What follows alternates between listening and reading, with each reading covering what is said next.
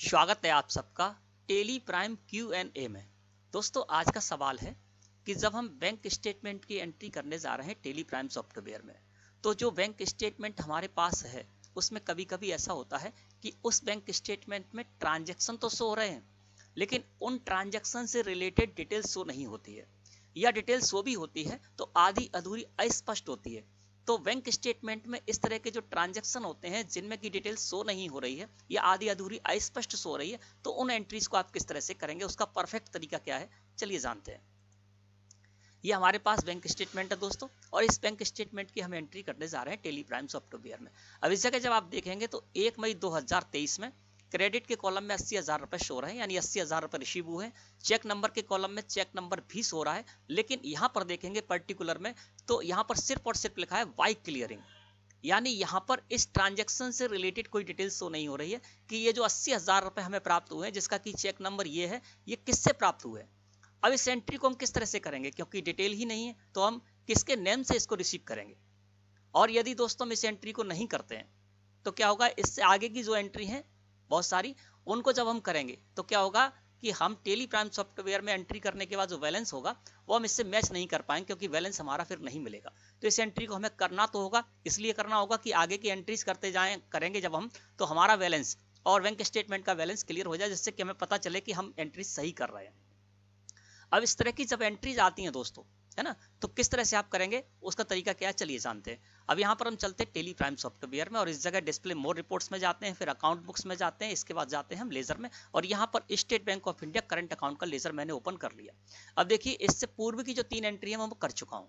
देखिए 70,000 रुपए अजय ट्रेडर्स से रिसीव किए हैं, तो देखिए 70,000 रुपए अजय ट्रेडर्स से रिसीव किए हैं, क्योंकि यहाँ पर नेम्स हो रहा है, डिटेल्स हो रही है, जबकि नीचे वाली एंट्री में डिटेल्स हो नहीं हो रही। अभी 70,000 रुपए की जो हमने एंट्री की, उसके बाद बैंक स्टेटमेंट का बैलेंस है 2,95,782 रुपए 80 पैसे, और यहाँ पर भी 2,95,782 रुपए 80 पैसे सो रहा है ना। अब इस एंट्री को भी हमें करना होगा, जिससे कि आगे की एंट्रीज के बाद भी हमारा बैलेंस और बैंक स्टेटमेंट का बैलेंस मिलता रहे, मैच होता रहे, और कोई गलती है तो उसी समय हम उसको पकड़ सकें। अब इस एंट्री को कैसे करना है चलिए जानते हैं। इसके लिए दोस्तों आपको क्या करना है, यहाँ से रिसिप्ट वाउचर में हम एंट्री करेंगे, क्योंकि ये पैसा रिसीव हुआ है 80,000 रुपए, तो रिसिप्ट वाउचर मैंने ओपन कर लिया। डेट के कॉलम में जो डेट थी 1 मई 2023 वो मैंने डाल दी। यहाँ पर state bank of India current account का लेजर लगाया, क्योंकि इसी के स्टेटमेंट की हम एंट्री करने जा रहे हैं।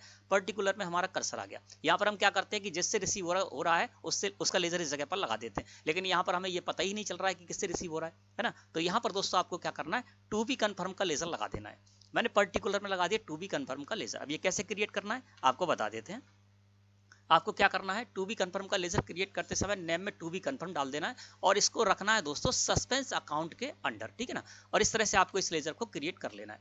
अब मैंने यहाँ पर पार्टी पता नहीं थी किससे रिसीव हुआ है, तो टू बी कन्फर्म में डाल दिया, और यहाँ पर अमाउंट डाल देता हूँ 80,000 रुपए, और बाकी जितनी भी डिटेल इसमें शो रही है वो डिटेल हम यहाँ पर डाल देते हैं। इंस्ट्रूमेंट नंबर इसमें शो हो रहा है तो वो हम यहाँ से डाल देते हैं 215,802 मैंने डाल दिया, और इस तरह से इस एंट्री को मैंने क्या किया, एक्सेप्ट कर लिया। अब क्या हुआ दोस्तों कि ये एंट्री मैंने कर ली, और इस एंट्री के बाद बैलेंस 375,782.80 आ रहा है, और यहाँ पर भी देखेंगे तो 375,782.80 आ रहा है ना, तो बैलेंस मैच हो गया। इसके बाद आगे की एंट्री करते जाएंगे तो बैलेंस हमारा और बैंक स्टेटमेंट का और टेली का आपस में मैच होता रहेगा ना। अब क्या करेंगे दोस्तों, इसके बाद आप जो भी और एंट्रीज हैं वो आप एंट्रीज कर लीजिए। इसके बाद इस एंट्री को हमें कंफर्म करना होगा, है ना। तो कंफर्म क्या है, बाद में हम कंफर्म कर लेंगे चेक नंबर के आधार पर, और हमारे पास जो डिटेल्स होंगी, या फिर हम किसी पार्टी का स्टेटमेंट एंट्री कर रहे हैं तो उस पार्टी से पूछ के बाद में हम इसको कंफर्म कर लेंगे ना। आपको क्या करना है, इस तरह से जो भी एंट्रीज हैं बैंक स्टेटमेंट में, जो भी ट्रांजैक्शन है जिनमें कि आपको डिटेल नहीं मिल रही है उस ट्रांजैक्शन से रिलेटेड, या आधी अधूरी डिटेल मिल रही है, तो उसकी आप इस तरह से एंट्री कर लें, है ना। और इसके बाद अब हम इसको क्या करेंगे, कंफर्म कर लेंगे। इससे आगे की जो एंट्रीज है एंट्रीज कर लेंगे, और उसके बाद में जब भी हमें ये कंफर्म हो जाएगी कि हाँ ये पैसा किससे आया है, तो हम इसको कंफर्म भी कर लेंगे। अब आपको क्या करना होगा, या तो आप उसी बैंक अकाउंट का जो आपका लेजर है उसी में चले जाइए, जैसे कि हम यहाँ से चले जाते हैं, DAL प्रेस करते हैं, state bank of India current account में आ जाते हैं, और बहुत सारी एंट्री करने के बाद आप एक एक टू बी कन्फर्म की एंट्री को ओपन करके उसको कन्फर्म कर सकते हैं। लेकिन एक तरीका जो इसका बेस्ट है वो ये है कि आप यहाँ से टू बी कन्फर्म की जितनी भी एंट्री की है, यानी हो सकता है आपने 8, 10, 15 इस तरह की एंट्री कर रखी हो, तो सारी की सारी एंट्री आपको एक ही जगह पर मिल जाएंगी। तो इसके लिए क्या करेंगे, आप गेटवे ऑफ टेली से डिस्प्ले बोर्ड रिपोर्ट्स में जाएंगे, फिर जाएंगे अकाउंट बुक्स में, और उसके बाद जाएंगे लेजर में, और यहाँ से लिस्ट ऑफ लेजर में आप क्या करेंगे, टू बी कन्फर्म का लेजर सिलेक्ट करके और एंटर प्रेस कर देंगे।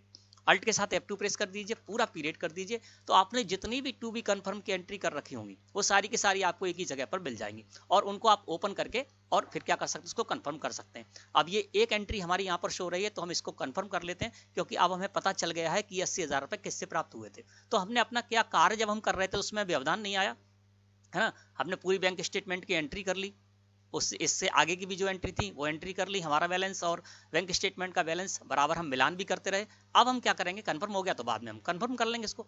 तो इसको कंफर्म करने के लिए मैंने एंटर प्रेस कर दिया, एंटर प्रेस किया, इस जगह पर आ गए और यहाँ पर आने के बाद टू बी कंफर्म का जो लेजर है उसकी जगह हम उस लेजर को लगा देंगे जिससे कि पैसा रिसीव हुआ है। तो वो लेजर मुझे पता चल गया है, ये जो 80,000 रुपए प्राप्त हुए थे ये हमने कंफर्म कर लिया, ये मन्नत ट्रेडर से प्राप्त हुए थे। तो यहाँ पर हम क्या करेंगे, मन्नत ट्रेडर्स का लेजर लगा देंगे और कंट्रोल के साथ ए प्रेस करके इसको एक्सेप्ट कर लेंगे। अब देखिए यहाँ से टू बी कंफर्म की जो एंट्री थी वो हट गई। तो इस तरह से जितनी भी टू बी कंफर्म की एंट्री होंगी वो आप पर टू बी कंफर्म के लेजर मिल जाएंगी और एक एक करके आप इस तरह से इसको कंफर्म कर लीजिए और आपका कार्य सही तरीके से हो जाएगा। तो इस तरह से आपको क्या करना है दोस्तों, जब भी आप बैंक स्टेटमेंट की एंट्री करने जा रहे हैं, जिस भी बैंक स्टेटमेंट की एंट्री कर रहे हैं उसमें ट्रांजेक्शन आपको शो हो रहा है लेकिन डिटेल शो नहीं हो रही है, तो आप उस समय टू बी कंफर्म में इस तरह से एंट्री कर लीजिए और बाद में जब वो आप कंफर्म हो जाए तो आप टू बी कंफर्म से उस एंट्री को इस तरह से हटा लीजिए। धन्यवाद।